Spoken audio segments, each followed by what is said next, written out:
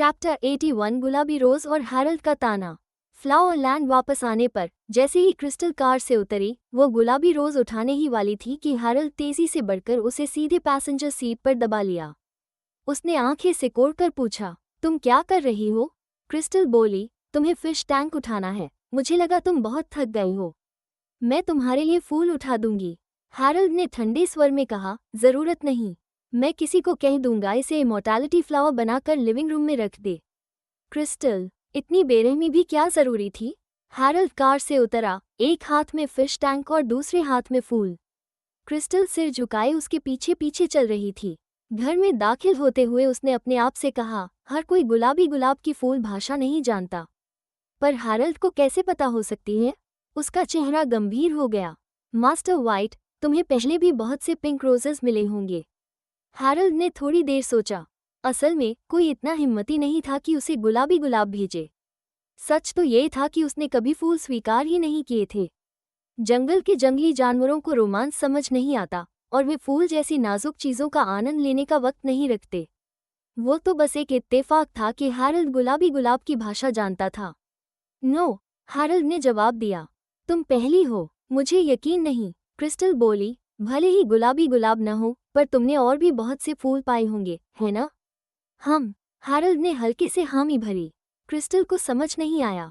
फिर तुमने बाकी फूलों को इमॉर्टैलिटी फ्लावर्स क्यों नहीं बनाया और सिर्फ मेरे फूल को ही? हैरल्ड ने फ्रिज से पानी की बोतल निकालते हुए कहा, क्योंकि मुझे अच्छा लगा, और ठंडी आवाज में जोड़ा, अगर तुमने फिर कहा तो तुम्हारी सारी मछलियां बिल्ली को खिला दूंगा। क्रिस्टल, मुझे ऑनलाइन मीटिंग करनी है। हैरल्ड ने पानी उसके सामने रखा, उसके सिर पर हाथ फेरा और कहा, तुम थोड़ी देर खेल लो, अगर नींद आए तो सो जाना। समझी? ओह, क्रिस्टल ने सिर हिलाया। फ्रिज में फल रखे हैं। हैरल्ड को याद आया। धुले हुए हैं, खाना चाहो तो खुद ले लेना। क्रिस्टल ने फिर सिर हिलाकर हाँ कहा। हैरल्ड ऊपर जाने लगा, लेकिन 2 कदम बाद वापस लौटा और गुलाब भी उठा ले गया। क्रिस्टल का उसे हटाने का प्लान पूरी तरह नाकाम हो गया। क्रिस्टल ने होंठ बिचकाए और हैरल्ड की पीठ को देखकर मुंह बनाया। फिर उसने टीवी चलाया और एक वैरायटी शो देखने लगी। लगभग रात 9:30 बजे उसने फ्रिज में देखा तो सचमुच बहुत सारे फल थे, जिनमें से कुछ के नाम तक वह नहीं जानती थी। उसने कुछ फल चुने और सुंदर सा फ्रूट प्लेट बना लिया। उसे लगा कि बस खाना पीना ठीक नहीं है, तो वो प्लेट लेकर ऊपर स्टडी रूम की तरफ गई और दरवाज़ा खटखटाया। हैरल्ड बिना सिर उठाए दस्तावेज पर दस्तखत करता हुआ बोला, आओ। क्रिस्टल अंदर गई और प्लेट उसकी मेज पर रख दी। वो उम्मीद से हैरल्ड को देख रही थी। हैरल्ड ने कलम नीचे रखकर भान उठाई। क्या हुआ? क्रिस्टल ने प्लेट उसकी तरफ सरकाई। हैरल्ड ने उसे देखते हुए कहा, क्या तुम्हें मुझसे कुछ चाहिए? क्रिस्टल ने गुस्से से कहा, तुम्हें नजर नहीं आया कि मैंने फल कितने अच्छे से काटे हैं? आम लोग तो इस वक्त मेरी कटिंग स्किल की तारीफ करते। हैरल्ड ने थोड़ी देर रुककर कहा, मैं आम इंसान नहीं हूँ। मैं तुम्हारी तारीफ नहीं कर रहा। क्रिस्टल तुनक गई, तो फिर मैं तुम्हें ये नहीं दूंगी। वो प्लेट उठाने ही वाली थी कि हैरल्ड ने उसका हाथ पकड़कर उसे अपनी बाहों में खींच लिया। क्रिस्टल की नाक हैरल्ड की सख्त छाती से टकराई और वो दर्द से रो पड़ी। ठीक है, दे दूंगी, पर तुमने ऐसा क्यों किया? चैप्टर 82 हैरल्ड की मीटिंग में क्रिस्टल की दखल। हैरल्ड अपनी हंसी रोक न सका। उसने क्रिस्टल का चेहरा अपने हाथों में थाम लिया और उसकी हल्की लाल नाक को देखते हुए बोला, तुम बिल्कुल ठीक लग रही हो। क्रिस्टल बोली, फिर जब तुम मेरे शरीर से टकराते हो तो मैं भी तुम्हें ऐसे ही कंफर्ट करूंगी। हैरल्ड की नज़र उस पर टिक गई और सीधी उसकी छाती पर आकर रुक गई। कहाँ लगी? यहाँ। चलो ठीक है। क्रिस्टल को लगा हैरल्ड पूरी तरह से हुलिगन जैसा बर्ताव कर रहा है, लेकिन उसके पास सबूत नहीं था। Master white. अचानक स्टडी रूम में तीसरे इंसान की आवाज़ आई। वो बहुत अजीब लग रही थी। आज की मीटिंग यहीं खत्म करें। क्रिस्टल, उसने हैरल्ड की तरफ देखा। तुम अभी भी मीटिंग में हो? हैरल्ड, मैंने कब कहा कि खत्म हो गई है? क्रिस्टल 19 साल जी चुकी थी, लेकिन उसने कभी टाइम मशीन चाहने की इतनी गहरी इच्छा महसूस नहीं की थी। दैट्स इट, हैरल्ड ने कहा, बाकी डिटेल कंपनी पहुंचकर डिस्कस करेंगे। इतना कहकर उसने कॉल काट दी और मीटिंग रूम में बैठे बाकी सीनियर एग्जीक्यूटिव्स चुप्पी में डूब गए। कुछ देर बाद किसी ने खांसते हुए कहा, अगर मैंने गलत नहीं सुना तो मास्टर व्हाइट के पास किसी लड़की की आवाज़ थी। मुझे भी यही लगा। वो मास्टर व्हाइट के सामने स्पॉइल्ड चाइल्ड जैसी एक्ट कर रही थी, है ना? उसकी आवाज़ इतनी नरम थी कि सुनकर किसी का भी दिल पिघल जाए। फिर से एकदम खामोशी छा गई। सबको शौक था कि हमेशा अकेले रहने वाले हैरल्ड के पास कोई औरत भी हो सकती है। लूक ने हल्की मुस्कान के साथ कहा, सबके लिए यही अच्छा होगा कि मास्टर वाइट की पर्सनल जिंदगी में ज्यादा दखल देने की कोशिश न करें। सबने तुरंत हामी भरी। ऑफ कोर्स, हम तो बस एक पल को क्यूरियस हो गए थे। मीटिंग खत्म हो गई। लूक ने सबको आराम करने के लिए कहा। कंपनी के सीनियर एग्जीक्यूटिव्स ही नहीं बल्कि खुद लूक भी हैरान था कि हैरल्ड ने क्रिस्टल को स्टडी में आने दिया। क्या वाकई इश्क इंसान को इरेशनल बना देता है? क्रिस्टल शर्म से जमीन में गिर जाना चाहती थी। वो हैरल्ड से बहुत नाराज थी, पर कुछ कर भी नहीं सकती थी। यहाँ तक कि जब हैरल्ड ने उसे अपनी बाहों में पकड़ा हुआ था, तब भी वो भागने की हिम्मत नहीं कर पाई। मैं इतनी डरपोक क्यों हूँ? क्रिस्टल ने उदासी से सोचा। उन्हें पता नहीं तुम कौन हो, हैरल्ड ने कहा, और भविष्य में भी वो तुम्हें पहचान नहीं पाएंगे। सच? क्रिस्टल ने पूछा। मैं तुम्हें क्यों झूठ बोलूंगा? हैरल्ड ने बिना पलक झपकाए जवाब दिया। असलियत तो ये थी कि लोग आसानी से अंदाजा लगा सकते थे कि वह औरत कौन है। वैसे भी वे इतने व्यस्त हैं कि अपनी मिस्ट्रेसेस के साथ भी शॉपिंग करने का वक्त नहीं निकाल पाते। तो तुम्हें नोटिस करने का तो सवाल ही नहीं। क्रिस्टल, वो चौंक गई और फिर निष्कर्ष निकाला, रिच लोगों की दुनिया वाकई बहुत केओटिक होती है। मास्टर वाइट, क्या तुम्हारे पास भी फ्यूचर में मिस्ट्रेस होगी? हैरल्ड की आंखों में हल्की मुस्कान आ गई, जिससे उनका गहरा और ठंडा चेहरा भी कुछ नर्म लगने लगा। हैरल्ड ने बिना एक्सप्रेशन बदले कहा, आज से तुम्हें कोई भी पैलेस ड्रामा देखने की इजाज़त नहीं है। चैप्टर 83 क्रिस्टल की शर्म और हैरल्ड की शरारत। हैरल्ड द्वारा पैलेस ड्रामा देखने पर रोक लगाने के बाद भी क्रिस्टल निराश नहीं हुई। आखिरकार उसने पहले ही सबसे क्लासिक ड्रामा देख लिया था। अब उसका अगला टारगेट था रात 8 बजे आने वाला मदर इन लॉ और डॉटर इन लॉ का बैटल देखना। हैरल्ड ने अपनी भौहों के बीच उंगलियां दबाते हुए कहा, तुमने फ्रूट्स काटे हैं, खाना नहीं है क्या? क्रिस्टल ने पूछा। तुम्हारा काम खत्म हो गया? हाँ, हैरल्ड ने डॉक्यूमेंट्स एक तरफ रख दिए। क्यों? तो चलो साथ में खाते हैं। क्रिस्टल ने फॉक से एक स्ट्रॉबेरी उठाई। लो ये खाओ। हैरल्ड को मीठा खाना ज्यादा पसंद नहीं था, लेकिन क्रिस्टल उससे बिल्कुल अलग थी। उसे स्वीट इतना पसंद था कि उसने हाई शुगर फ्रूट्स की बड़ी प्लेट का 3/3 अकेले खा लिया। हैरल्ड को हैरानी थी कि उसे कहीं टूट टिके न हो जाए। फ्रूट्स खत्म करने के बाद समय 10 बजे से भी आगे हो चुका था। क्रिस्टल ने जम्हाई ली। वो पूरे दिन काउंटर पर व्यस्त रही थी, इसलिए थक गई थी। वो आधी बंद आंखों के साथ हैरल्ड के कंधे पर झुक गई। मुझे बहुत नींद आ रही है। हैरल्ड ने एक हाथ से उसे थाम लिया और दूसरे हाथ में उसकी स्लिपर्स पकड़ लीं। क्रिस्टल बहुत हल्की थी। भले ही वो ज्यादा खाती थी, फिर भी उसका शरीर बहुत हल्का था, बिल्कुल बिना एक्स्ट्रा फ्लैश के। बेडरूम में लौटने के बाद भी क्रिस्टल, चाहे कितनी भी स्लीपी थी, उसे याद था कि उसने अब तक शावर नहीं लिया। वो एकदम खोई सी खड़ी रही। उसने वार्डरोब खोली और पजामस निकालने लगी। पजामस के बाद वो अंडरवेयर ढूंढने लगी। चक्कर सी हालत में वो काफी देर तक ढूंढती रही, पर मिला नहीं। आखिरकार वो फर्श पर बैठ गई और खुद से बुदबुदाई, मुझे याद है मैंने इसे यहीं रखा था। तभी पास की कैबिनेट खुली और किसी ने वो चीज़ उसके सामने बढ़ाई। ये लो। क्रिस्टल ने लिया और बड़े शालीन अंदाज में थैंक यू बोला। लेकिन अगले ही पल उसे कुछ गड़बड़ महसूस हुई। उसने मुड़कर ऊपर देखा, हैरल्ड खड़ा था। हैरल्ड ने आईब्राव उठाई। क्या हुआ? तुम्हें ये कलर पसंद नहीं? मुझे तो पिंक बहुत क्यूट लगता है, उस पर चेरी का पैटर्न भी है। क्रिस्टल, हैरल्ड बोला, या फिर वो ब्लू शार्क वाला चाहिए? क्रिस्टल एकदम से होश में आ गई और उसे लगा कि वो धरती से भागकर किसी और ग्रह पर जाकर बस जाए। अब शावर लेना जरूरी नहीं रह गया था। इस समय सबसे जरूरी काम था हैरल्ड को मार डालना या फिर खुद को। लेकिन चूंकि हैरल्ड को मारना नामुमकिन लग रहा था, क्रिस्टल ने सोचा कि खुद ही मर जाना बेहतर है। हैरल्ड ने हंसते हुए उसे उठाया और कहा, तो अब शावर लेना है या नहीं? 11 बजने वाले हैं। कल तुम्हें काम पर नहीं जाना क्या? क्रिस्टल की आवाज़ धीमी हो गई।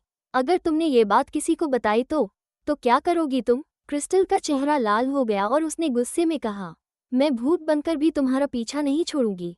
हैरल्ड इतनी जोर से हंसा कि उसका सीना हिलने लगा। तो तुम शर्मा रही हो?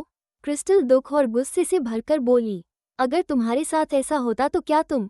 नहीं, हैरल्ड ने तुरंत जवाब दिया। उसने उसे सिंक पर बैठाया। बाथरूम की लाइट में हैरल्ड का शार्प चेहरा और आंखों के नीचे का छोटा तिल और भी आकर्षक लग रहा था। क्या तुम मेरा देखना चाहती हो? मैं अभी दिखा देता हूँ। क्रिस्टल ने तुरंत हैरल्ड को धक्का दिया। मैं शावर लेने जा रही हूँ, तुम बाहर निकलो। हैरल्ड को बाथरूम से बाहर धकेल दिया गया। बाहर खड़े हैरल्ड ने देखा कि छोटी सी लड़की का चेहरा लाल हो चुका था। वो उसे ऐसे घूर रही थी जैसे सामने कोई जंगली जानवर खड़ा हो। उसने पूरी हिम्मत जुटाकर कहा, तुम हूलिगन हो, और जोरदार आवाज के साथ दरवाज़ा बंद कर दिया। हैरल्ड जोर से हंस पड़ा। उसने बहुत दिनों बाद खुद को इतना रिलैक्स्ड महसूस किया। उसे क्रिस्टल को छेड़ने का मजा आ रहा था। वो दरवाजे के सहारे टिक गया और बोला, मैंने तुम्हारा देख लिया है। अगर तुमने मेरा नहीं देखा तो तुम्हारा नुकसान होगा। उसकी इस बात का जवाब उसे क्लोथ्स के दरवाजे पर टकराने की आवाज से मिला। चैप्टर 84 क्रिस्टल का बर्थमार्क और नया फोन। क्रिस्टल आधा घंटा बाथरूम में रहने के बाद ही बाहर आई। वो हैरल्ड से बात नहीं करना चाहती थी, लेकिन अच्छी बात यह थी कि हैरल्ड ने भी उसे और छेड़ने की कोशिश नहीं की। उसने कपड़े उठाए और शावर लेने चला गया। इस बीच क्रिस्टल ने जल्दी से अपने बाल सुखाए और जैसे ही बाल सूखे वो फटाफट बेड पर चढ़ गई। उसने खुद को कंबल में कसकर लपेट लिया ताकि हैरल्ड को उसे चिढ़ाने का कोई मौका न मिले।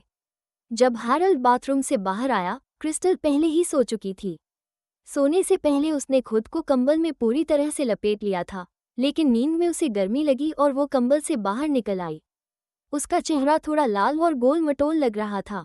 हैरल्ड उसे देखकर उसकी गालों को दबाना चाहता था, और बिना झिझक उसने उसके गाल दबा भी दिए।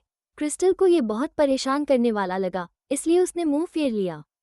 क्रिस्टल की नाइट ड्रेस थोड़ी ढीली थी।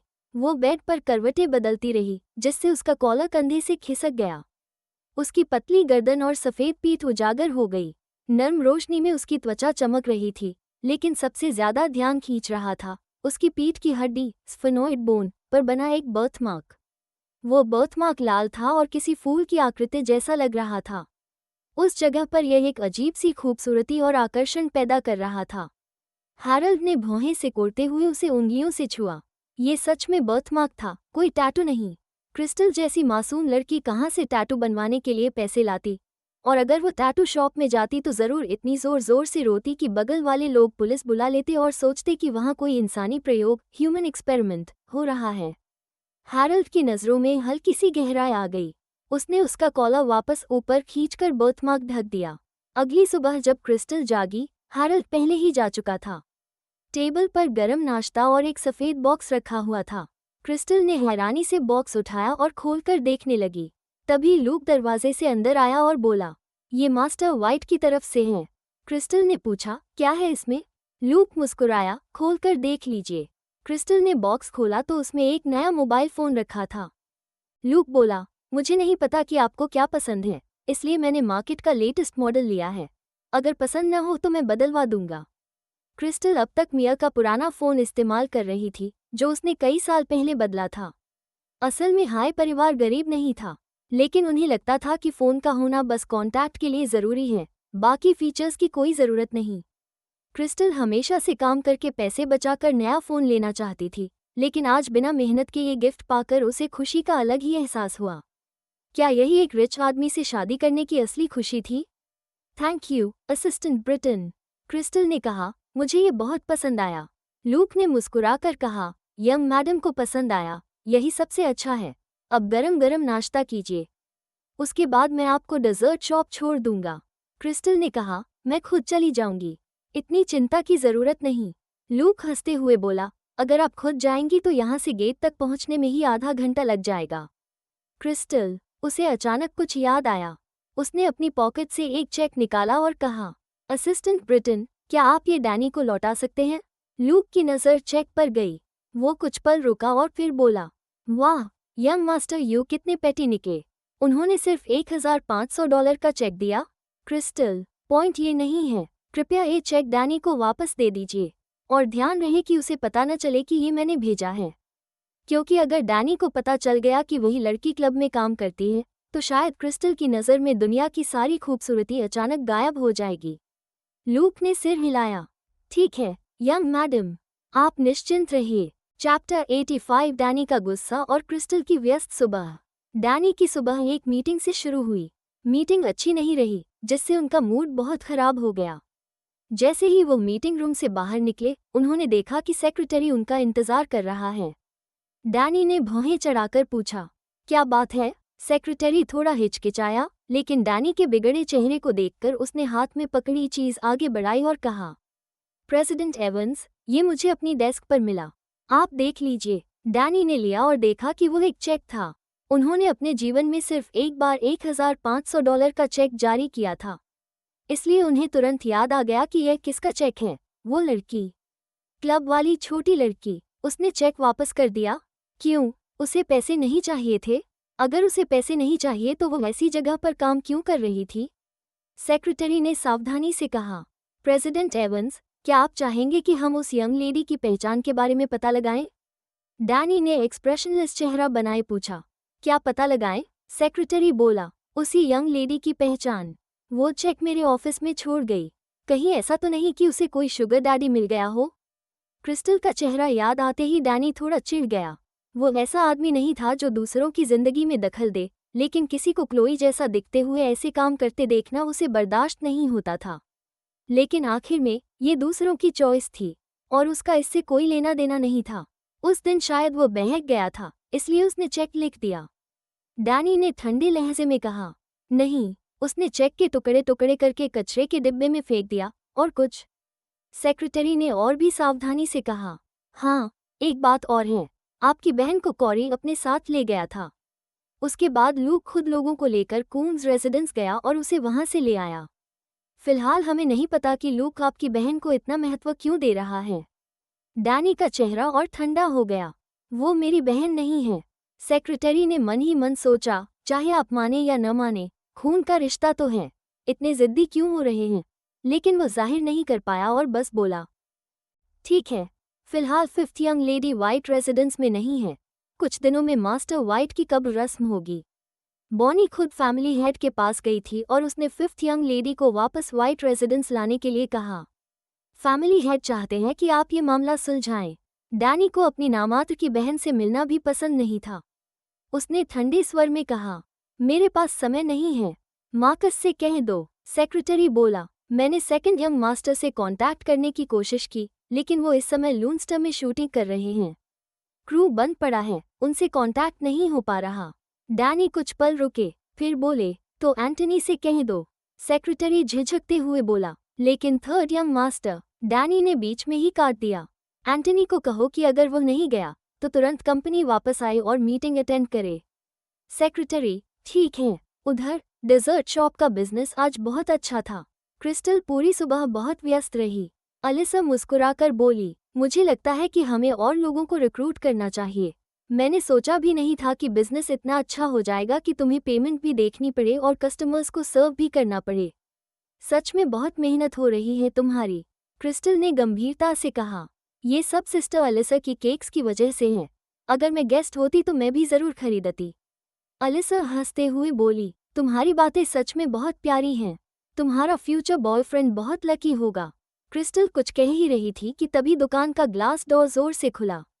विंड चाइम तेजी से बज उठा। एक आदमी की भारी और कड़क आवाज आई, अलिसा, इन दिनों तुम काफी अच्छा कर रही हो। चैप्टर 86। अलिसा का पास्ट और केलब की धमकी। दुकान में जो आदमी अंदर आया वो काफी बर्ली था। उसने ब्रांडेड कपड़े पहने थे और चेहरा भी आकर्षक था, लेकिन उसकी आंखों में अजीब सी बेरुखी थी, जिससे कोई भी देखकर तुरंत समझ सकता था कि वो अच्छा इंसान नहीं है। अलिसा ने उसे देखा तो अनायास ही कांप गई। फिर दांत भींचकर बोली, केलब, तुम यहाँ क्यों आए हो? केलब ने उसे घूरते हुए कहा, जब हमारा तलाक हुआ था तुमने कहा था कि तुम्हारे पास पैसे नहीं हैं। क्या तुमने मुझे धोखा दिया था? इस दुकान को खरीदने के लिए सैकड़ों हजार डॉलर लगे होंगे। अलिसा ने गहरी सांस ली और दृढ़ स्वर में कहा, तुम यहाँ क्यों आए हो? अगर तुम ट्रबल करने आए हो तो मैं पुलिस बुला लूंगी। केलब अचानक मुस्कुराया और उसके पास आकर बोला, इतनी बेरहम क्यों बन रही हो? आखिर हम 5 साल पति पत्नी रहे हैं। मैं बस हाल ही में पैसों की तंगी में हूँ। सोचा तुमसे कुछ पैसे उधार ले लूं। जैसे ही पैसे दोगी मैं तुरंत चला जाऊंगा और दोबारा कभी तंग नहीं करूंगा। क्रिस्टल ये सुनकर दंग रह गई। ये आदमी, जो बिल्कुल किसी गुंडे जैसा दिखता है, यह अलिसा का एक्स हस्बैंड है। अलिसा तो साफ सुथरे और पढ़े लिखे परिवार से लगती थी, फिर उसने केलब जैसे इंसान से शादी कैसे कर ली? अलिसा ने कहा, मैंने कहा ना, मेरे पास पैसे नहीं हैं। ये दुकान मैंने लोन लेकर शुरू की है। मुझे बर्नट की पढ़ाई का भी खर्च उठाना पड़ता है। तुम्हें लगता है मेरे पास पैसे पड़े हैं? केलब अब भी हंसते हुए बोला। तो बैंक से और लोन ले लो। केलब, अलिसा ने गुस्से से पुकारा। अब केलब का चेहरा भी बदल गया। उसने गुस्से से कहा, ये मत समझना कि मुझे नहीं पता। तुम्हारे पेरेंट्स के घर एक दिन तुम्हारे ही होंगे। अगर तुम उन्हें बेच दो तो कम से कम $5 लाख मिलेंगे। मैं तो यही मानकर तुम्हें तलाक देने को तैयार हुआ था कि तुम्हारा अपने फैमिली से कोई संबंध नहीं है, लेकिन तुमने मुझे बेवकूफ़ बनाया। अलिसा का चेहरा काला पड़ गया। वो घर मेरे माता पिता का है, मेरा नहीं। केलब ने चीखते हुए कहा, तुम उनकी इकलौती बेटी हो। अगर वे तुम्हें नहीं देंगे तो किसे देंगे? मैं अभी अच्छे से बात कर रहा हूँ, समझदारी दिखाओ। घर बेचकर आधे पैसे मुझे दे दो, फिर मैं कभी तुम्हारे सामने नहीं आऊँगा, वरना तुम्हें बर्नट की कस्टडी का हक भी नहीं रहेगा। अलिसा का सीना गुस्से से तेजी से उठने गिरने लगा। तुम्हें बर्नट से कभी प्यार नहीं रहा। केलब हंसकर बोला, लेकिन तुम्हें तो है। कोई भी औरत मेरे लिए बच्चा पैदा कर सकती है, लेकिन बर्नट तुम्हारे पेट से पैदा हुआ है, इसलिए तुम्हें उसकी ज्यादा परवाह होगी। अलिसा का चेहरा बिल्कुल सफेद पड़ गया। अगर केलब ने सच में बर्नट को ले जाने की ठान ली, तो चाहे अलिसा के पास लीगल कस्टडी हो, लेकिन वो पिता होने के नाते उसे रोक नहीं पाएगी।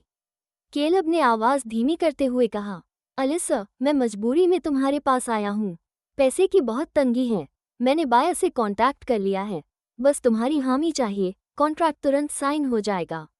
मैं पैसे लेकर चला जाऊंगा और फिर तुम्हें तंग नहीं करूंगा। अलिसा ने कड़वी हंसी के साथ कहा, ये बात तुम पहले भी कह चुके हो। जब भी तुम्हें पैसे की जरूरत पड़ती है, यही कहते हो, और फिर मेरे पैसे किसी दूसरी औरत पर खर्च करते हो। मुझे घृणा मत दिलाओ। उसने फ़ोन उठाया और बोली, वो घर मेरे पेरेंट्स का है। मैं ना उसका फैसला ले सकती हूँ, ना उसे बेच सकती हूँ। अगर तुम अभी नहीं गए तो मैं पुलिस बुलाऊंगी। केलब तनिक भी नहीं डरा। ठीक है, बुला लो पुलिस को, मैं उनके साथ चला जाऊंगा, लेकिन जब मैं बाहर आऊंगा।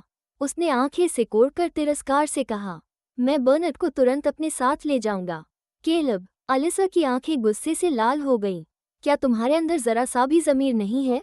वो तुम्हारा बेटा भी है। केलब ने ठंडे स्वर में कहा, मुझे पता है कि वो मेरा बेटा है। मैंने एक पिता होने का फर्ज नहीं निभाया, लेकिन क्या मैं उसे घुमाने नहीं ले जा सकता? चैप्टर 87 केलब का कहर और क्रिस्टल की मदद। अलिसा पूरे शरीर से कांप रही थी। हाल ही में वो हमेशा पछतावे में जी रही थी। उसे अफसोस था कि उसने अपने माता पिता की बात नहीं मानी और केलब की मीठी बातों में आकर उससे शादी कर ली। उसे अफसोस था कि उसने केलब की वजह से अपने पेरेंट्स से ही दुश्मनी मोल ली। उसे अफसोस था कि उसने केलब से सिर्फ बच्चे की वजह से 2 महीने पहले ही तलाक लिया। लेकिन इस दुनिया में कोई टाइम मशीन नहीं थी। 5 साल पहले वो सचमुच पागल हो गई थी, जो केलब जैसे आदमी से शादी कर बैठी। अलिसा ने एक एक शब्द पर जोर डालते हुए कहा, मैं तुम्हें कोई पैसे नहीं दूंगी। मेरे पास पैसे नहीं हैं। वो जानती थी केलब एक बॉटमलेस पिट है, चाहे जितना भी दो वो कभी संतुष्ट नहीं होगा। अब वो उससे घर बेचने को कह रहा था, और जब घर के पैसे खत्म हो जाएंगे तो शायद वो उससे खून या किडनी बेचने को भी कह दे। 5 साल साथ रहने के बाद अलिसा जानती थी कि केलब ऐसा कर सकता है। साली, केलब पूरी तरह पागल हो गया। उसने दुकान की मेज को लात मारकर गिरा दिया। मैंने अच्छे से बात करने की कोशिश की, लेकिन तुम सुनना ही नहीं चाहती। ठीक है, अब सब साथ ही मरेंगे। उसने जमीन से कुर्सी उठाई और कांच की अलमारी पर दे मारी। एक ही पल में अलमारी टूटकर बिखर गई और सुंदर से केक क्रीम में बदलकर बर्बाद हो गए। अलिसा डर के मारे अपने कान ढकते हुए चिल्लाई, केलब। लेकिन केलब अब भी नहीं रुका। उसकी सांसें तेज हो रही थीं, आंखें लाल थीं। अगर मैं उन लोगों को पैसे नहीं दे पाया तो वे मुझे मार डालेंगे, लेकिन मरने से पहले मैं तुझे भी अपने साथ ले जाऊंगा। अगर तूने मुझे रास्ता नहीं दिया तो चलो दोनों साथ मरते हैं। ये कहते ही उसने फिर से कुर्सी उठाकर काउंटर पर दे मारी। सारा सामान जमीन पर बिखर गया। अलिसा घबराकर उसे रोकने पहुंची, लेकिन केलब ने उसे धक्का देकर गिरा दिया। क्रिस्टल ने तुरंत अलिसा को उठाया और बोली, सिस्टर अलिसा। अलिसा की आंखें आंसुओं से भर गईं। माफ करना क्रिस्टल, तुझे डराया मैंने। तू आज काम से चली जा। वो डर रही थी कि अगर क्रिस्टल यहीं रही तो केलब उसे चोट पहुंचा देगा। क्रिस्टल ने भौहें चढ़ाकर केलब की तरफ देखा और फोन निकाल लिया। वो पुलिस को कॉल करने ही वाली थी कि केलब गरजा, छोटी कुतिया, अगर पुलिस को बुलाया तो तुझे मार डालूंगा, मानती है या नहीं? क्रिस्टल जरा भी नहीं डरी। उसने आंखें उठाकर कहा, अगर तुम मुझे मारोगे तो ये इंटेंशनल मर्डर होगा, और अगर तुम्हें अच्छा वकील भी मिल गया तो भी उम्रकैद से बच नहीं पाओगे। चल, केलब ने गुस्से में कुर्सी फेंकी और क्रिस्टल का फ़ोन छीनने बढ़ा। लेकिन आज ही नया फ़ोन लेने वाली क्रिस्टल ने उसे छूने तक नहीं दिया। उसने फुर्ती से अपना कमर मोड़ा और केलब का हाथ छिटक दिया। केलब ने ज़्यादा ताकत लगा दी थी, इसलिए संतुलन बिगड़ गया और वो खुद काउंटर से टकरा गया। उसका चेहरा दर्द से तिरछा हो गया। वो और भी गुस्से में आ गया और ठंडी आवाज़ में बोला, साली, आज तू मरेगी, अलिसा ने दहशत में चिल्लाया। क्रिस्टल, भागो, भागो। केलब सचमुच पागल हो चुका था। वो कुछ भी कर सकता था। क्रिस्टल ने केलब के भारी शरीर और अपनी पतली बाहों को देखकर तुरंत भागने का फैसला किया। वो दौड़ी और केलब गालियां बकते हुए उसके पीछे दौड़ा। क्रिस्टल ने कांच का दरवाज़ा खोला और बाहर भाग निकली, लेकिन घबराहट में उसने दरवाजे पर खड़े आदमी को नहीं देखा और सीधे उसकी बाहों में जा टकराई।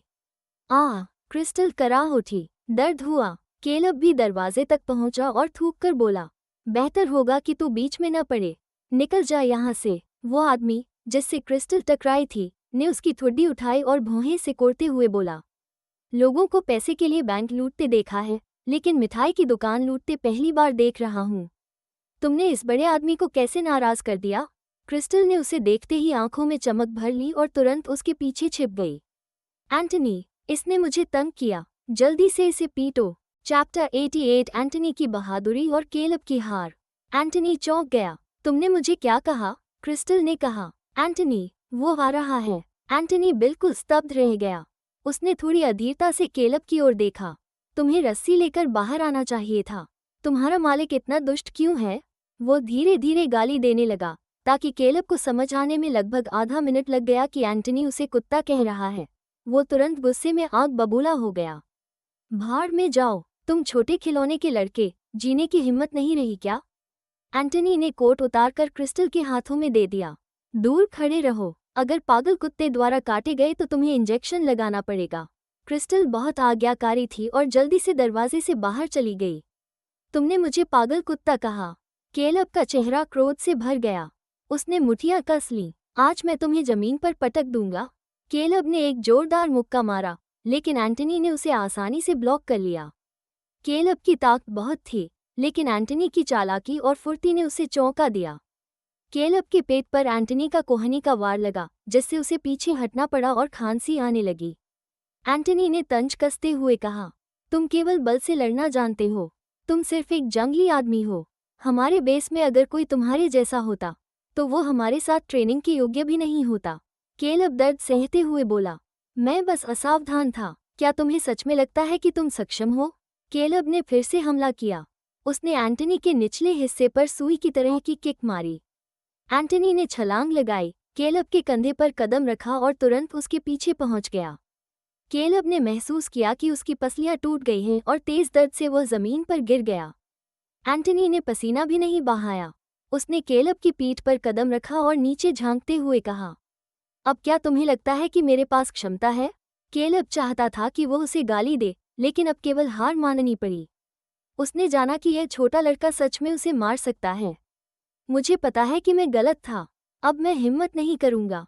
कृपया मुझे जाने दो। अलिसा स्तब्ध रह गई। पहले उसने केवल केलब की अहंकार भरी हरकतें देखी थी, लेकिन आज वो जमीन पर दबा हुआ और हराया हुआ था। इस बीच क्रिस्टल दौड़ी और एंटनी को खींचते हुए बोली, छोड़ दो उसे। एंटनी स्तब्ध रह गया। तुम सच में पवित्र मरियम हो, है ना? इतनी बेवकूफ़ क्यों हो? उसे दया क्यों आ रही है? क्रिस्टल जवाब देने ही वाली थी कि कांच का दरवाज़ा फिर से खुला।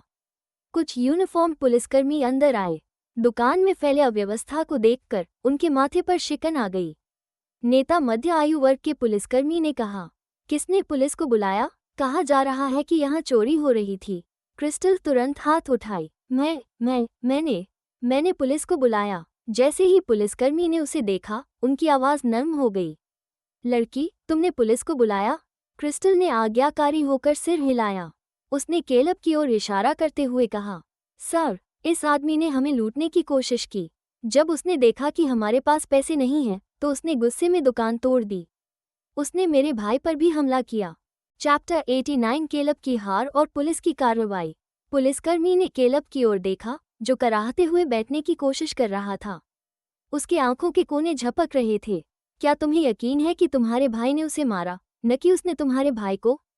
क्रिस्टल मासूमियत से बोली। बिल्कुल। उसने एंटनी को खींचा और कहा, देखिए श्री पुलिसकर्मी, मेरे भाई तो इतने पतले हैं, उनका स्वास्थ्य ठीक नहीं है और हमेशा बीमार रहते हैं।